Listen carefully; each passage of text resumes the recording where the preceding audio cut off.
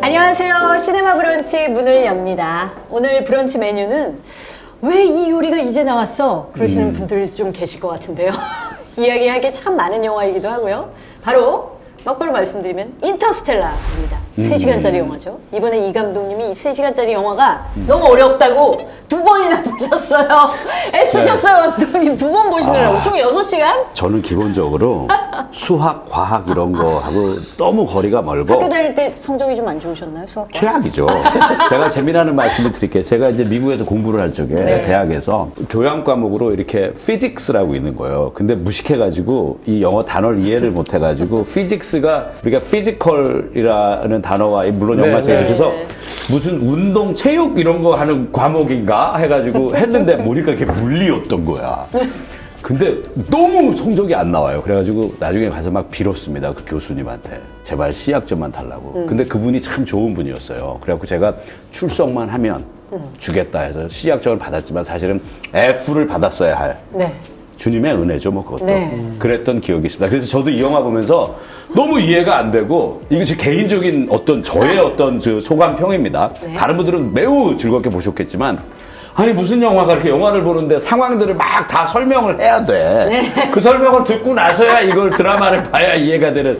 그래서 저는 좀 소화하기가 쉽지 않았던 그런 영화였습니다. 그래도 이거 어렵다고 했는데도 이때 1000만 넘지 않았어요? 네, 천만 한국 넘었죠? 영화가 아닌 넘었죠. 영화로서 해외 영화로서 1000만 넘은 영화가 딱 2편인데 이게 그렇죠. 이 어려운 영화가.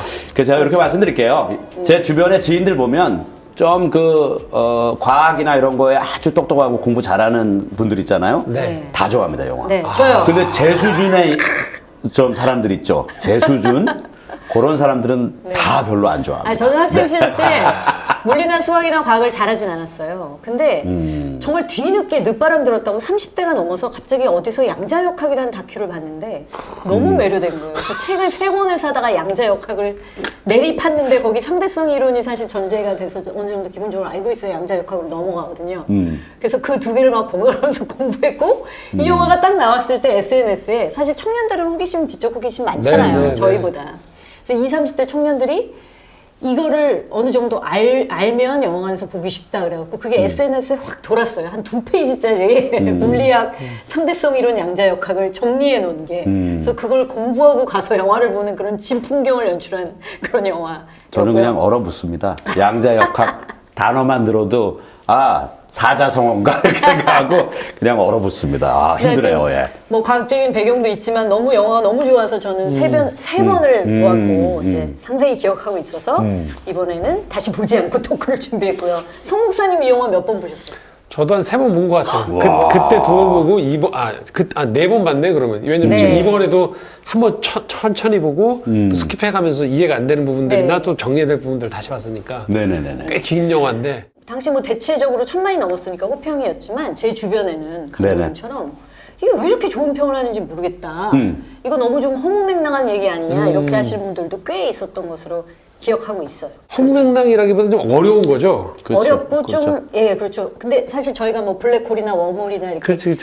경험하지 않고 그 경험하지 않은 가상의 세계가 이제 상상력으로 구현이 되다 보니까 이제 그 부분을 좀 너무 뛰어넘은 거 아니냐 이렇게 보시는 분들이 있는 거죠. 그럼 영화가 뭐 공부를 해야 되는 건 아니잖아요.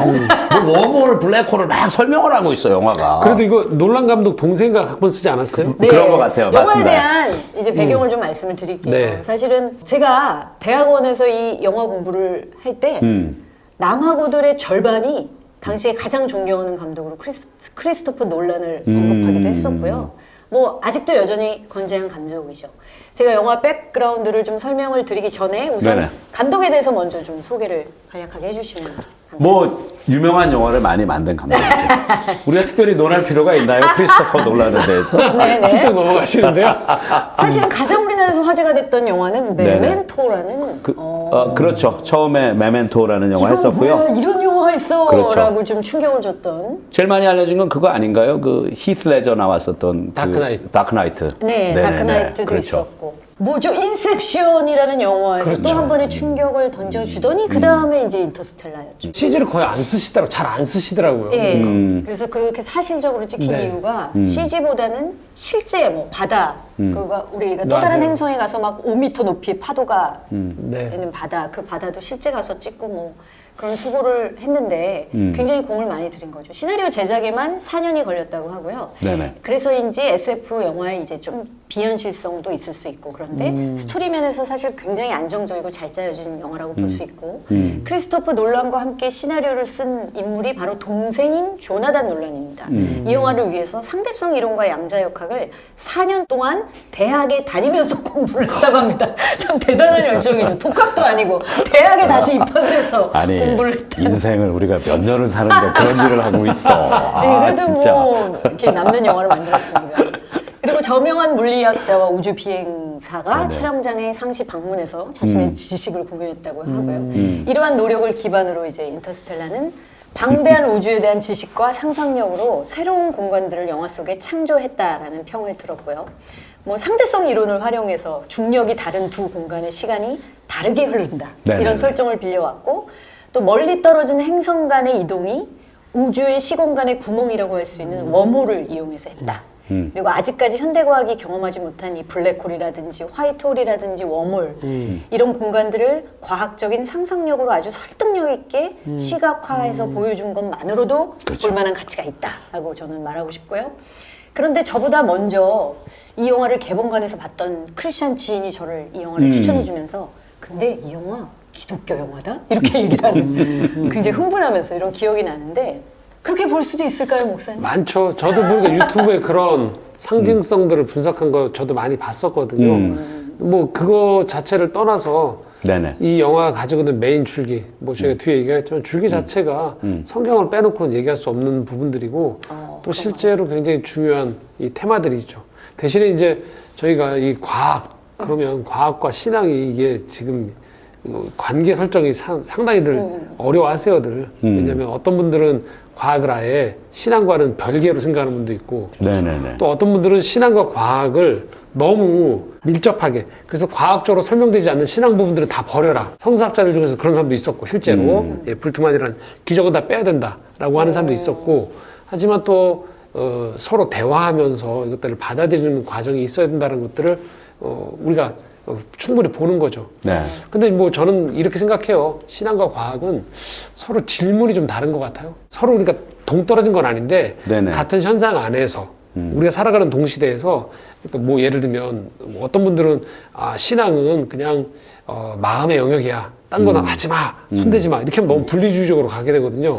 근데 이게 질문이 다르다는 건 뭐냐면 이런 거죠. 우리가 목적지를 갈 때 어떤 차를 타고 가요. 그럼 사람들이 물어봐요. 몇 킬로, 거리가 얼마나 됩니까? 몇 킬로 남았습니다. 시속 얼마입니까? 기름, 그 차 기종, 다, 뭐 착용감, 다 이거는 사실은 기술적인 면이죠. 그렇죠. 그렇죠. 근데 또 기술만 가지고 설명 못 하는 게, 그럼 너희는 가면서 무슨 대화를 했어? 예를 들면. 네네. 하면서 기분이 어땠어? 너희는 가서 거기서 뭘 하려고 그래?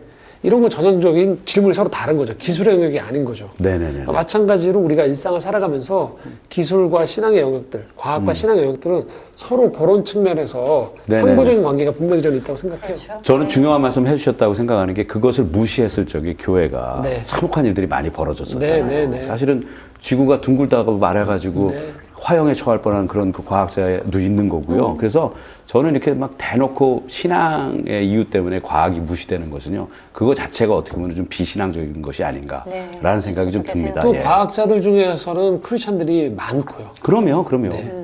왜냐하면 자기들이 아무리 생각해도 해결이 안 되는 영역이고 그건 절대 네. 해결될 수 없다라는 자기들이 있을 거 아니에요. 그런 태도가. 그것이 어떻게 보면 좀 수능적인. 그래서 조금 더- 무신론자였다가 네네.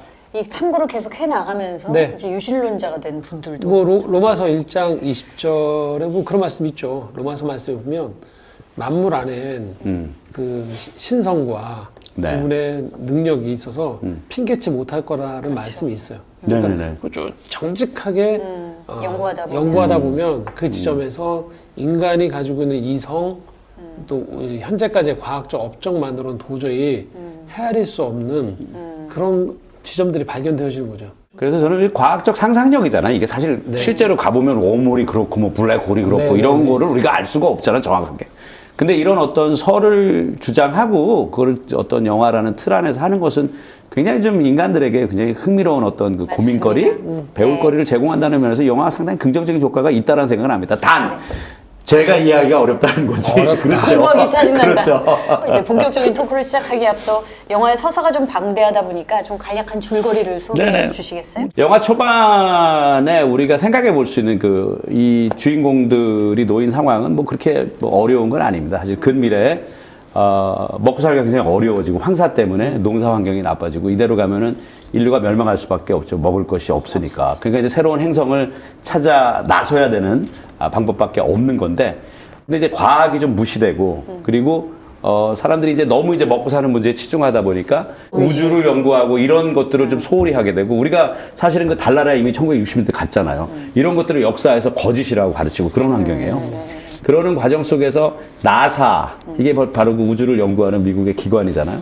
이런 것들도 폐지가 되고 이런 상황인데, 이제 깊이 들어가 보면은 결국은 사실 나사가 없어진 게 아니고요. 비밀리에 연구를 하고 있는 거예요. 그래가지고 이미 12명의 그 탐험가들을, 과학자들이죠.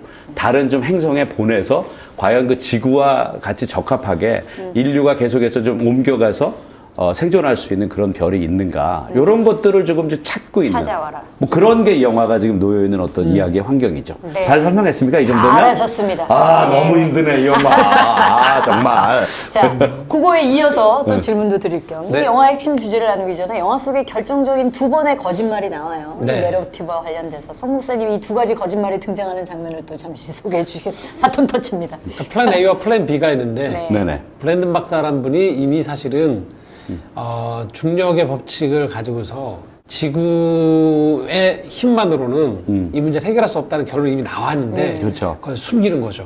왜냐하면 인류가 계속 희망을 가져야지만 그렇죠. 개발할 수 있다는 것 때문에 진실 하나를 숨기는 게 있었고요. 또 하나는 영화 중간쯤인가요? 이 배우가 저는 악역으로 나온 걸 거의 못 봤던 것 같은데 맷 데이먼이 맷 연기한 데이먼이요. 닥터만이죠, 닥터만. 근데 너무 어울려 그 역할에. 예. 갑자기 이렇게 딱 돌변하면서 자기가 명 중에 12개의 하나. 그 탐사대가 나갔었는데 각자 자기가 사실은 발견하지 못하면 죽는 건데 막상 그 현실에 딱 도달하 보니까 죽음의 공포가 다가오니까 그렇죠. 긴 시간 그 고독 속에서 그러니까 자기가 보내진 행성은 사람이 살만한 행성이 아닌데 아닌데 속이는 거죠. 가짜로 네. 이제 보내는 그렇죠. 거예요. 살 수 있다고 이제 지구에 시그널을 보낸 거죠. 그래서 그렇죠? 이 후발대, 쿠퍼인 주인공 쿠퍼의 후발대들이 여기로 오게끔 유인해서 자기가 살아남으려고 하는 거짓말, 아주 결정적인 거짓말인 거죠. 가론 유다네. 그럼 이 두 가지 그렇죠. 거짓말은 아까 브랜든 박사의 그 A 플랜과 B 플랜 그 거짓말은 사실 그럼에도 불구하고 인류를 살리기 위한 그다음 나가기 위한 거짓말. 거짓말이었고 만 박사는 자기 혼자 살기 생존에 위한 대한. 생존에 대한 그런 거짓말이었네요. 이게 굉장히 큰 이 영화 안에서의 줄기를 잡고 있는 거짓말인 거죠, 사실은. 아이러니한 게 이 역할을 하는 사람들이 다 과학자란 말이에요. 네. 누구보다도 진실을, 그렇죠. 사실을 탐구하는 사람들이지만 그것들을 통해서 얼마든지 조작이 가능할 수 있는 여지들이 나오고 영화에 계속 시그널을 보내는 것 중에 하나가, 신호 중에 하나가 과학자들이고 한데도 영화에서 계속 나오는 건 과학의 예측대로 되는 게 하나도 없다고 계속 나와요. 누구보다도 기술적인 것들을 신봉하는 것 같지만 영화에서는 굉장히 과학의 어떤 면에서는 무기력함을 계속적으로 영화 사이사이에 계속 시그널을 저는 보낸다고 봤어요. 그래서 일부러 그런 틀을 만든 것 같아요. 이 과학이라는 것을 전제로 네. 이제 예측할 수 없지만 아주 오래된 진리인 복음의 진리이기도 하는 우리 사랑에 대한 이야기를 하는데 그것을 전제로 어떤 틀로 과학을 그래서 어떻게 보면 더 어렵게 만든 것 중에 하나가 느슨해 보이면 과학을 우습게 봐? 이렇게 할 수 있으니까 굉장히 어렵게 그렇죠. 설명을 해서 네. 정확하고 분명한 그렇죠. 지식인 것처럼 근데 거기서 따라온 거죠. 근데도 계속 무너지는 거죠, 거기서. 네, 계속. 근데 저는 그 부분에 사실 이 감독의 천재성과 영리함이 있지 않나.